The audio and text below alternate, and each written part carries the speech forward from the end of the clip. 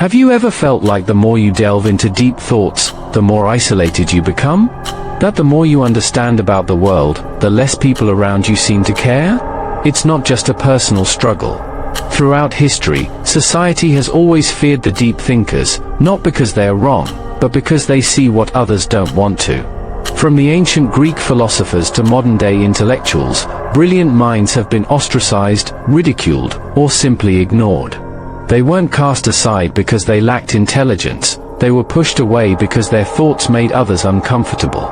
It's a historical truth, from Socrates to Nietzsche, from Descartes to Darwin. Each of these thinkers challenged the way society viewed the world, and in doing so, they were met with resistance, not for being wrong, but for being too far ahead of their time. Schopenhauer, a philosopher famous for his brutal honesty, once claimed that intelligence was a curse that isolates those who perceive the world too clearly. He wasn't just being pessimistic, he was recognizing a profound truth about human nature: the more you know, the more you stand apart. But why does this happen? Why does society push back against those who think deeply? To understand this, we need to look deeper into human psychology. Let me ask you a question. When you meet someone who is physically strong, do you feel inadequate? Probably not.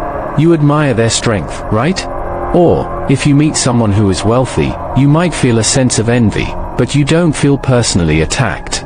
Now, think about someone who is intellectually superior. Do you feel the same? For many, the answer is no. Something strange happens when people are confronted with intellectual brilliance. This phenomenon is known as the mirror effect. A deep thinker doesn't just present new ideas. They hold up a mirror to those around them, reflecting the limitations of the other's thoughts. And here's the thing, people don't always like what they see in that reflection. It makes them uncomfortable.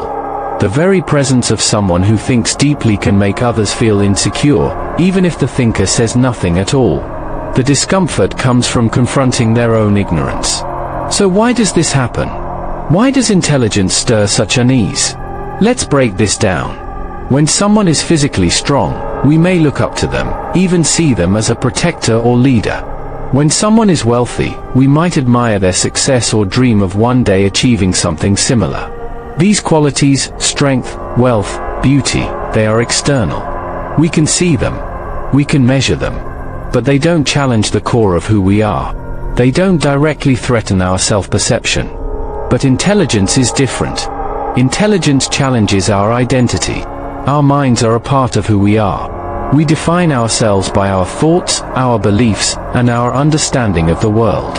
When we encounter someone who thinks more deeply, someone who questions the things we take for granted, it can feel like a direct attack on our sense of self. It's not that we hate intelligence, it's that it forces us to face our own limitations. And that's a tough pill to swallow. Instead of admiring intelligence, many people subconsciously resist it. Why? Not because the deep thinker is arrogant, but because their very presence makes us question everything we believe. When someone opens up new ways of thinking, they don't just change our ideas, they change the way we see ourselves. And for many, that's an uncomfortable truth. It's easier to resist than to accept that we might not have all the answers. This is why, throughout history, we've seen deep thinkers pushed to the fringes of society. Their ideas don't just challenge conventional wisdom, they challenge the very fabric of people's egos. And human beings, by nature, will go to great lengths to protect their egos from discomfort. Think back to your own life. Have you ever tried to introduce a complex or deep idea into a conversation, only to be met with blank stares or awkward silence? Have you noticed how quickly people shift the topic when the conversation moves beyond the surface level? This isn't random. It's a defense mechanism. When people are confronted with a deep thinker, their brain goes into self-preservation mode. Instead of engaging out of curiosity, they resist. Instead of exploring new ideas, they dismiss them. This is why intellectuals, philosophers, and visionaries often find themselves isolated, not because they want to be alone, but because society pushes them away. Here's an interesting thing. Studies have shown that confidence is often valued more than intelligence in social settings. People are naturally drawn to those who project certainty, even if their ideas are shallow. This is why charismatic, yet simplistic, thinkers often gain more influence than deep thinkers who speak with nuance and complexity. History is full of examples of leaders, influencers, and viral figures who rise to prominence by telling people what they want to hear, not by challenging them to think critically. Meanwhile, those who question widely accepted beliefs, those who ask uncomfortable questions, often struggle to reach a broad audience. This is the paradox of intelligence. The deeper someone seeks truth, the more they seem to become disconnected from the masses. The mirror effect doesn't just reflect society's limitations, it highlights why society resists change in the first place. But if intelligence is so threatening, is there any scientific proof that people actually fear it? Modern neuroscience says yes. Studies show that when people feel intellectually inferior, the amygdala, the part of the brain responsible for fear and threat detection, becomes highly active. In simple terms, deep thinking doesn't just intimidate people intellectually. It triggers a primal survival response, the same response we might feel when facing physical danger. Why does intelligence activate the same fear circuits as a physical threat? It's rooted in our evolutionary past. For most of human history, survival didn't depend on being the smartest person in the room. It depended on being accepted by the group. Our ancestors thrived in social groups where harmony and belonging were essential for survival. Being rejected by the group could mean death. This is why our brains are wired for social acceptance over intellectual pursuit. When someone highly intelligent enters a social setting, they unknowingly disrupt the balance of the group. Their presence challenges existing norms, ideas, and group dynamics. And in response, people's brains go into defense mode, as if they were facing a potential threat. This is why deep thinkers often feel isolated. It's not because they lack social skills, but because their intelligence forces them to stand out in a world that values conformity over individuality. A 2021 study from Stanford University uncovered something fascinating about this dynamic. It showed that when people interact with an intellectual one-on-one, they don't feel as threatened. But in group settings, the response is much stronger. Why? Because social status becomes more important in groups.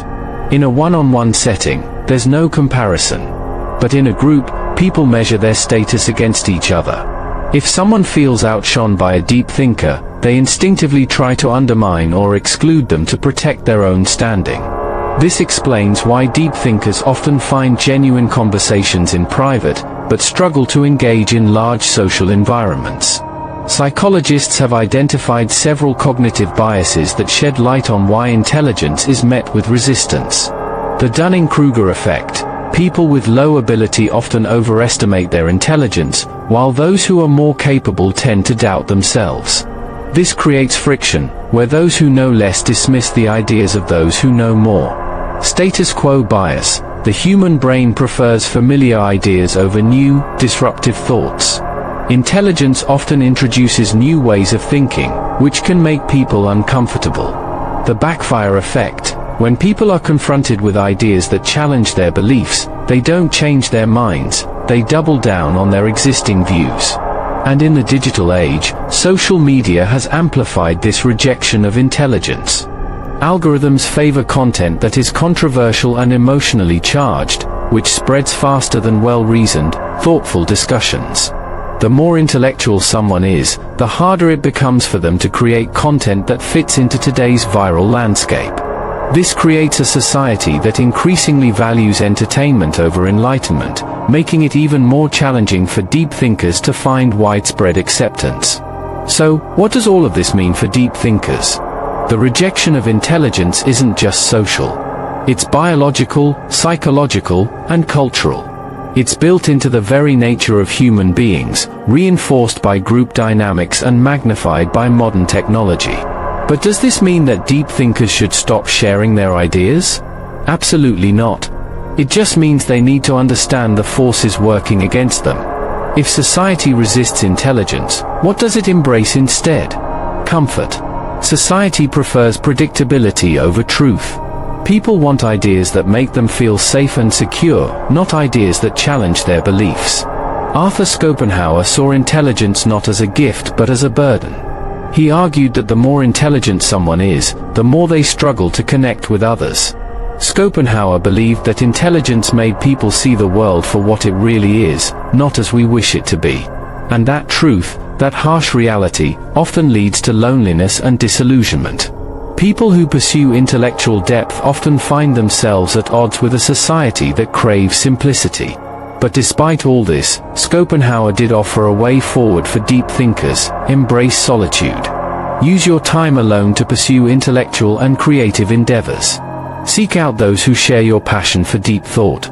And most importantly, engage with the world carefully, observe, understand, and choose your words wisely. In the end, intelligence might isolate you, but it also gives you the freedom to see the world with clearer eyes. You're not alone in your thoughts. You're just seeing the world for what it really is. If this video resonated with you, don't forget to hit that like button and share it with others who might appreciate a deeper look at the world around us. We'd love to hear your thoughts. Drop a comment below and let us know. Have you ever felt isolated because of your deep thinking? Let's start a conversation.